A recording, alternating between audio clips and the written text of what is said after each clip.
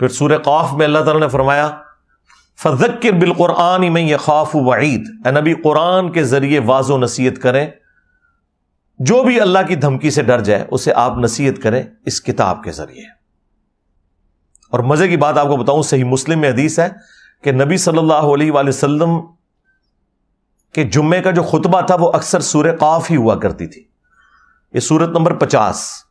ایک ہے سورت الکہف جو اصحاب الکہف والی ہے، وہ 18 نمبر ہے، وہ جمعے کے وظیفے میں آتی ہے، المستدرک للحاکم میں صحیح سند سے حدیث ہے کہ جو کوئی پڑھ لے اسے تو اگلے جمعے تک اللہ تعالیٰ کی طرف سے ایک نور اس کے لیے مقرر ہو جاتا ہے۔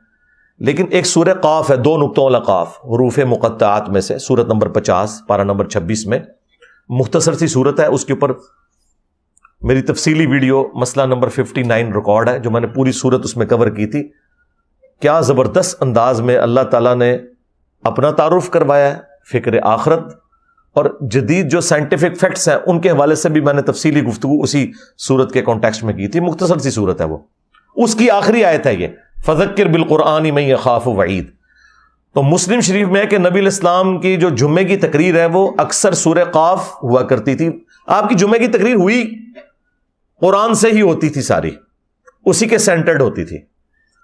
اور ایک صحابیہ کہتی ہیں کہ نبی صلی اللہ علیہ وآلہ وسلم سے میں نے جمعے کی تقریر میں سورہ قاف اتنی دفعہ سنی کہ مجھے زبانی یاد ہو گئی۔ یہ مسلم شریف کے الفاظ ہیں۔ اب وہاں پہ تو چونکہ زبان عربی تھی سننے والوں کی بھی اور خطیب کی بھی، لہٰذا کوئی ٹرانسلیشن کی ضرورت نہیں پڑتی تھی، لیکن آج کل تو ظاہر ہے کہ ہمیں اپنی نیٹو لینگویج میں ہی جمعے کا خطبہ دینا ہے۔ جمعے کا جو طریقہ اہل الحدیث نے اڈاپٹ کیا ہے نا، یہ سنت کے مطابق ہے۔ حنفیوں نے جو یہ اردو والی تقریر خود سے ساتھ لگا لی ہے نا، اس کی وجہ سے 3 خطبات انہوں نے کر دیے۔ جمعے کے دن نبی صلی اللہ علیہ وآلہ وسلم کے 2 خطبات ہوتے تھے اور دونوں کھڑے ہو کر ہوتے تھے، بیٹھ کے آپ تقریر نہیں کرتے تھے، بیٹھ کے تو وہ پیشن ہی نہیں آتا۔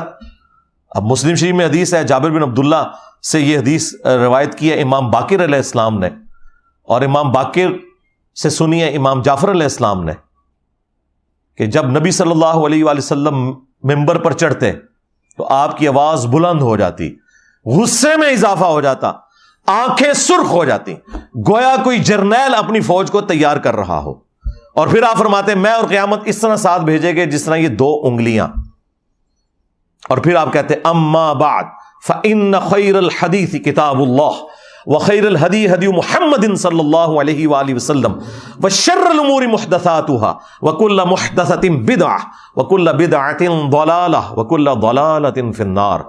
آگاہ ہو جاؤ، سب سے بہترین کلام اللہ کی کتاب ہے، سب سے ہدایت یافتہ راستہ محمد صلی اللہ علیہ وآلہ وسلم کا ہے، بدترین کام وہ ہیں جو دین میں خود سے داخل کر دیے جائیں، یہ تمام کام بدعتیں ہیں اور یہ تمام بدعتیں گمراہیاں ہیں اور یہ تمام گمراہیاں جہنم میں لے جانے والی ہیں، وَلِعَوْذُ بِاللَّهِ تَعَالَى اللَّهُمَّ أَجِرْنَا مِنَ النَّارِ۔ تو نبی علیہ السلام کھڑے ہو کر خطبہ دیتے تھے اور 2 خطبوں کے درمیان تھوڑی دیر کے لیے وقفہ کرتے تھے بیٹھ کر۔ 3 خطبے نہیں تھے آپ کے ہوتے، اور وہ دونوں چونکہ سننے والے عربی تھے تو عربی میں ہوتے تھے۔ اہل حدیث نے بالکل اسی کو اڈاپٹ کیا ہے، وہ بھی 2 خطبے دیتے ہیں، حمد و صلات جو ہے وہ عربی میں اور اس کے بعد تقریر اردو میں، انہی خطبوں کے اندر، اور کھڑے ہو کر، تاکہ وہ خطیب کا جوش بھی نظر آئے۔ جمعے کا خطبہ جو ہے وہ غامدی سٹائل میں تو نہیں ہونا، اس سے تو دنیا میں چینج نہیں آئے گی، چینج تو آئے گی اگریسو سٹائل سے۔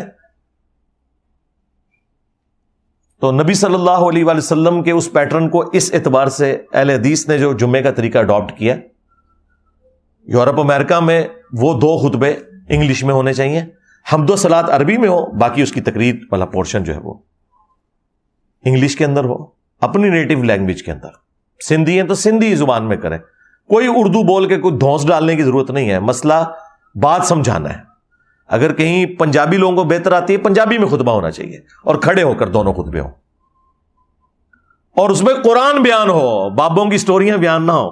ہاں، پھر جب ہم اس طرح کی باتیں کرتے ہیں، یہ کہتے ہیں جی ہمارے بزرگوں کا مذاق اڑاتے ہیں، بھی آپ لوگوں نے اپنے بزرگوں کا مذاق خود اڑوایا ہے۔ آپ لوگوں نے دین جو امت کو دیا ہے نا، سواریاں سوار کی ہیں مکے اور مدینے کی آوازیں لگا کر, عزتیں اویل کی ہیں تم نے اللہ اور اس کے رسول کے نام کے اوپر, عز و جل و صلی اللہ علیہ وآلہ وسلم, چندے بٹورے ہیں, جدادیں منائی ہیں, لیکن الٹیمیٹلی دھوکہ یہ دیا ہے کہ اس امت کو جا کے تم نے بغداد شریف, اجمیر شریف, دیوبند شریف میں جا کے پھینک دیا ہے. غداری کی ہے تم لوگوں نے رسول اللہ کے ساتھ صلی اللہ علیہ وآلہ وسلم. پھر دیکھ لو اللہ تعالیٰ نے کتنی بڑی بلا تواڈے اوتے چھڑ دیتی ہے. کہندے نے جی انسانی تاریخ ہی جتنا بڑا فتنہ نہیں آیا. بالکل صحیح کیا ہے تو, اوڑا پیر نہیں جنہیں میرے سر دی قیمت رکھی ہے, ہاں انہوں نے کیا ہے کہ اتنا بڑا فتنہ اسلامی تاریخ ہی نہیں آیا. بالکل اے عربی والا فتنہ تواڈے اوتے اتنی بڑی آزمائش کدے پئی ہی نہیں سی. یہ بالکل صحیح بات کی ہے. بہت برا وقت آیا ہے, وہابیاں ہوتے بھی تے دیوبندیاں ہوتے بھی تے بریلویاں ہوتے بھی تے شیعہ ہوتے بھی, تا وقت ہے کہ یہ لوگ اپنی فرقہ واریت کو چھوڑ کر اس شخص کے ساتھ اپنی نسبت مضبوط نہ کر لیں کہ جس کی قبر مدینے میں صلی اللہ علیہ وآلہ وسلم. سیدھی سی بات ہے. تو ان لوگوں نے دین کے ساتھ یہ کچھ کیا تھا,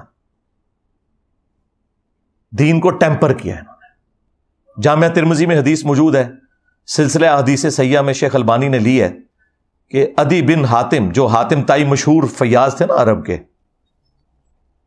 ان کا بیٹا مسلمان ہوا, اس نے سلیب لٹکائی ہوئی تھی اپنے گلے میں. اللہ نے ہدایت دی, نبی الاسلام کے پاس حاضر ہوئے, کہا یا رسول اللہ قرآن میں ایک آیت ہے جو مجھے کھٹکتی ہے, چونکہ میں خود کرسچن رہا ہوں. تو یہ قرآن میں جو لکھا ہوا ہے اتخذوا احبارہم ورہبانہم اربابا من دون اللہ, سورہ التوبہ آیت نمبر 31, کہ یہود و نصارہ نے اللہ کو چھوڑ کر اپنے راہبوں کو, علماء کو, جوگیوں کو اور صوفیوں کو, احبار یعنی وہ علماء جو علم کی گہرائی میں اترے ہوئے ہوں, رہبان یہ راہب کی جمع ہے, صوفی جوگی, یہ اعلیٰ حضرت نے بھی یہی ترجمہ کیا ہوا ہے, یہی بنتا ہے. ان کو اپنا رب مان لیا تھا اللہ کے مقابلے پر. تو یا رسول اللہ ہم تو اپنے علماء کی کوئی عبادت نہیں کرتے تھے, اپنے جوگیوں صوفیوں کی کوئی عبادت نہیں کرتے تھے. آپ علیہ السلام نے فرمایا کہ مجھے بتاؤ کہ کیا تم اپنے ان صوفیوں, جوگیوں, علماء کے کہنے پر, احبار اور رہبان کے کہنے پر حلال چیز کو حلال اور حرام کو حرام نہیں تصور کر لیا کرتے تھے؟ ان کا یا رسول اللہ ایسا ہی تھا. فرمایا یہی تو ان کو رب بنانا ہے, کیونکہ شریعت کا کسٹوڈین اللہ ہے اور اس کا ریپریزنٹیٹو وقت کا پروفٹ. اچھا یہاں پہ تو عدی ابن حاتم کو جواب دینا چاہیے تھا, جو ہمارے مدرسوں میں سکھایا جاتا ہے کہ یا رسول اللہ اگر علماء سے پوچھ کر نہ چلتے تو کس کے پیچھے چلتے. کتنے گیا میرا دماغ. دیکھو جب عدی ابن حاتم سے حضور یہ کہہ رہے تھے کہ تم اپنے علماء اور بزرگوں کے کہنے پر حلال کو حلال اور حرام کو حرام نہیں مان لیتے تھے, تو ان کو کہنا چاہیے تھا یا رسول اللہ ڈگری تے ہونا کول ہے نا, وہی دسن گے منو دین, میں تو جاہل ہوں, میں نے تو علماء سے پوچھ کے ہی چلنا تھا نا. اس کا مطلب ہے اللہ کے نبی کیا کہہ رہے تھے کہ علماء سے پوچھ کے ضرور چلو لیکن دلیل بھی دیکھو, اور اگر کوئی بڑے سے بڑا مولوی بھی قرآن و سنت کے خلاف بات کرے تو تمہیں چھوڑ دینا چاہیے تھا. اور یہ سیم بات قرآن میں بھی لکھی ہوئی ہے, ایتونی بکتاب من قبل ھذا او اثارۃ من علم ان کنتم صادقین. نبی ان کافروں سے کہو کہ اگر تم اس قرآن کو نہیں مانتے نا, لاؤ اس سے پہلے کوئی اور کتاب جو اللہ کی طرف سے نازل ہوئی ہو, یا انبیاء کے آثار یعنی احادیث یا سنت, ان سے مجھ سے آ کے بات کرو. یہ کیا بات ہوئی کہ بزرگوں نے فرما دیا اور ہمارے بابوں نے کہہ دیا؟ لاؤ کتاب, یعنی اللہ کے نبی علیہ السلام کو بھی یہ سکھایا گیا آپ نے ان سے کتاب ڈیمانڈ کرنی. ایتونی بکتاب من قبل ھذا, ایک کتاب مانگنی, دوسری کیا او اثارۃ من علم, یا علم کے آثار, سنت, کتاب اور علم. تو یہی تو ہم نے عرض کیا ہے کہ نام ہے بابی, میں ہوں مسلم علمی کتابی.